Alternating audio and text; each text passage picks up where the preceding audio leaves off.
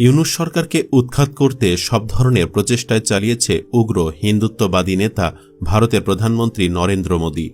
নরেন্দ্র মোদীর পক্ষ থেকে কখনো ইউনূসকে বলা হয়েছে মৌলবাদী, কখনো বা তোলা হয়েছে হিন্দু নিপীড়নের কাল্পনিক অভিযোগ।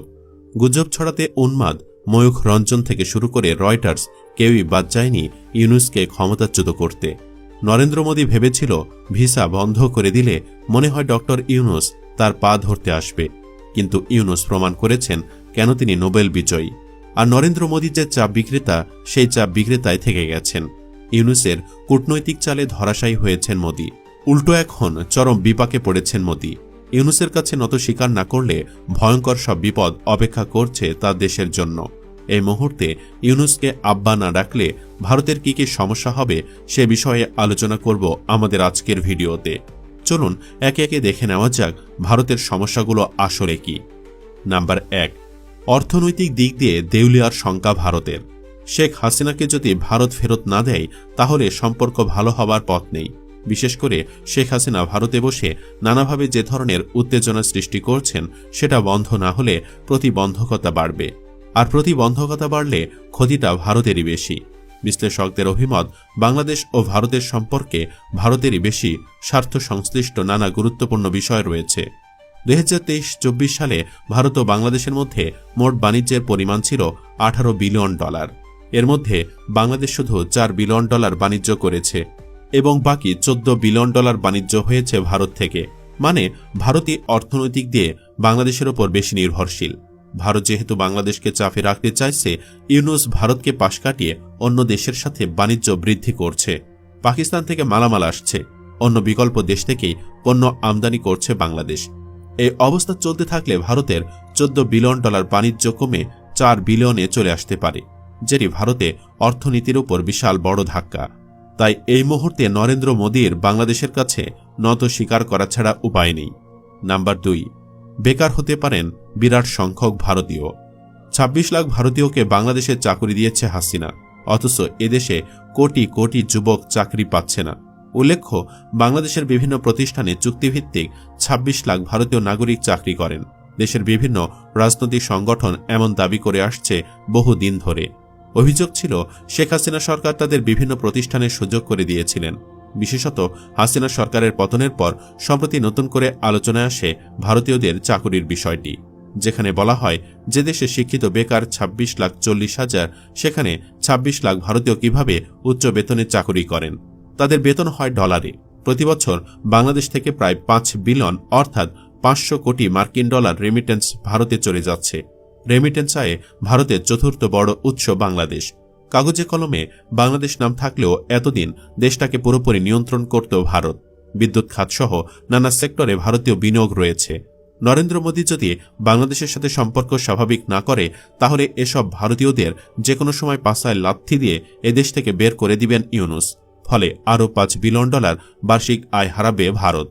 নাম্বার 3, হুমকির মুখে চিকেন নেক এবং 7 সিস্টার্স।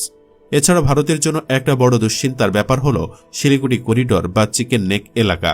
এই এলাকায় চীনের নজর অনেকদিন ধরেই।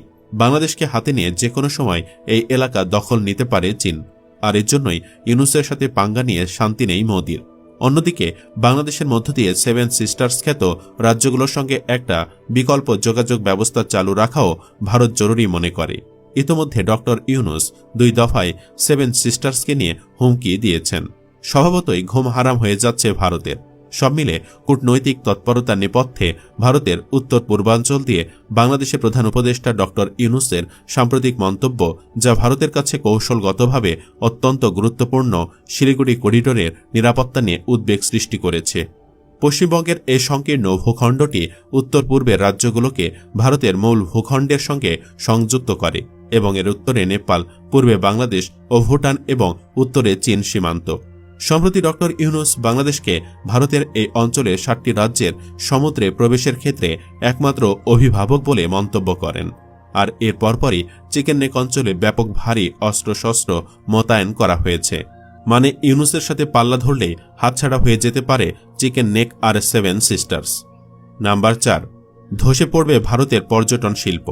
নরেন্দ্র মোদী যদি বাংলাদেশের সাথে সম্পর্ক স্বাভাবিক না করে তাহলে আরও ধসে পড়বে ভারতের পর্যটন শিল্প। যা ইতোমধ্যে প্রায় ধসে পড়েছে। বাংলাদেশিরা ভারতে যাওয়া বন্ধ করার কারণে ভারতের বৃহত্তম পর্যটন খাতে বড় ধরনের নেতিবাচক প্রভাব পড়ছে। বাংলাদেশি নাগরিকরা ভারতকে পর্যটন, চিকিৎসা সেবা ও শপিংয়ের জন্য গুরুত্বপূর্ণ গন্তব্য হিসেবে বিবেচনা করে, কিন্তু বর্তমানে ভারতের পর্যটন খাতে বাংলাদেশের অংশগ্রহণ কমে গেছে। একটি ভারতীয় গণমাধ্যমের তথ্যমতে 2023 সালের জানুয়ারি থেকে 2024 ফেব্রুয়ারি পর্যন্ত ভারত ভ্রমণকারী মোট 20.8% পর্যটক বাংলাদেশি ছিলেন, যা গত বছরের একই সময়ের 22.3% তুলনায় কিছুটা কম। ফেব্রুয়ারি মাসে এ সংখ্যা আরও কমে 15.6% নেমে আসে, যা ভারতের পর্যটন খাতের জন্য একটি বড় অশনি সংকেত। এটি শুধু বার্ষিক হিসেবেই নয়, মাসিক পর্যটক আগমনের হিসেবেও এক বিশাল পতন দেখা গেছে। 2023 সালের জুলাই মাসে বাংলাদেশি পর্যটকদের আগমনে 20.3% পতন হয়, যেখানে গত বছর ওই মাসে 1.57 লাখ বাংলাদেশি ভারতে এসেছিলেন। আগস্ট মাসে এই পতন আরও বৃদ্ধি পায়, যেখানে 38.1% কমে গিয়ে মাত্র 99,000 বাংলাদেশি ভারতে পৌঁছায়। জানুয়ারি থেকে ডিসেম্বর পর্যন্ত বাংলাদেশি পর্যটকদের মোট আগমন কমে 9.1% দাঁড়ায়, যা মোট 12.86 লাখ। ভারতের পর্যটন খাত করোনা মহামারী পরবর্তী পুনরুদ্ধার শুরু করলেও 2019 সালের আগের তুলনায় এখনও অনেক পিছিয়ে রয়েছে। 2019 সালে ভারতে 1.09 কোটি বিদেশি পর্যটক এসেছিলেন, কিন্তু করোনা মহামারী ও লকডাউনের কারণে 2020 সালে বিদেশি পর্যটক আগমন কমে দাঁড়ায় 27.45 লাখে। পরবর্তী বছর 2021 সালে বিদেশি পর্যটক সংখ্যা আরও কমে 15.27 লাখে নেমে যায়। 2023 সালে 92.36 লাখ বিদেশি পর্যটক ভারতে আসলেও তা অতীতের স্তরের তুলনায় এখনও অনেক কম।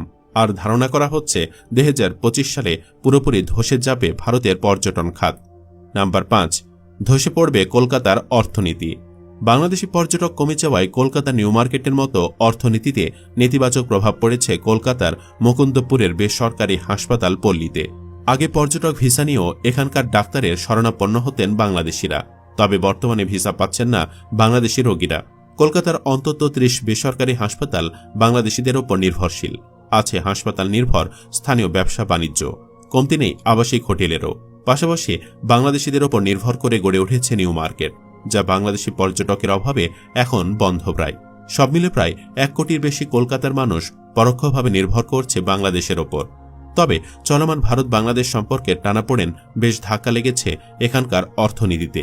পর্যটক ভিসায় প্রচুর সংখ্যক বাংলাদেশি রোগী আসতেন এই হাসপাতালগুলোতে, কিন্তু তারা এখন যাচ্ছেন চীন আর থাইল্যান্ডে।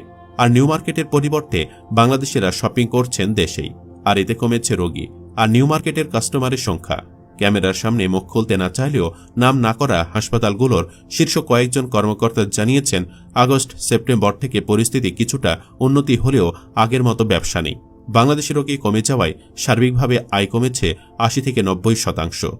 অন্যদিকে বাংলাদেশের জন্য সবচেয়ে নিকটতম ও বড় প্রতিবেশী ভারতের সঙ্গে সম্পর্কের শীতলতা কাটানো উচিত। বিশেষ করে পানি চুক্তি নবায়ন ও তিস্তা চুক্তির মতো গুরুত্বপূর্ণ বিষয়গুলো রয়েছে। এছাড়া যত দ্রুত সম্ভব ভিসা জটিলতাও কাটাতে চায় বাংলাদেশ। বাণিজ্য বৈষম্য কমিয়ে আনাও জরুরি। ভারত থেকে বিভিন্ন পণ্য আমদানিও বাংলাদেশের জন্য গুরুত্বপূর্ণ। বাংলাদেশের সাবেক প্রধানমন্ত্রী শেখ হাসিনা জনগণের আক্রোশে পালিয়ে যান ভারতে। ফলে এখন তার ভারতে অবস্থান যদি ভারত ও বাংলাদেশের মধ্যে সংকটে রূপ নেয়, সেটা কারোর জন্যই খুব সুখকর হবে না। তবে অনেকে মনে করেন, স্বার্থটা যেহেতু ভারতেরই বেশি, তাই কোনো দরকার নেই তাদের সাথে আপোষ করার। সুপ্রিয় দর্শক, আপনি কি চান বাংলাদেশ যেভাবে ভারতকে বয়কট করে চলছে সেভাবেই চলুক? কমেন্ট বক্সে ইয়েস বা নো লিখে জানিয়ে দিন আপনার মতামত। ভিডিও ভালো লাগলে লাইক দিন এবং শেয়ার করুন, আর অবশ্যই চ্যানেলটি সাবস্ক্রাইব করুন। ধন্যবাদ।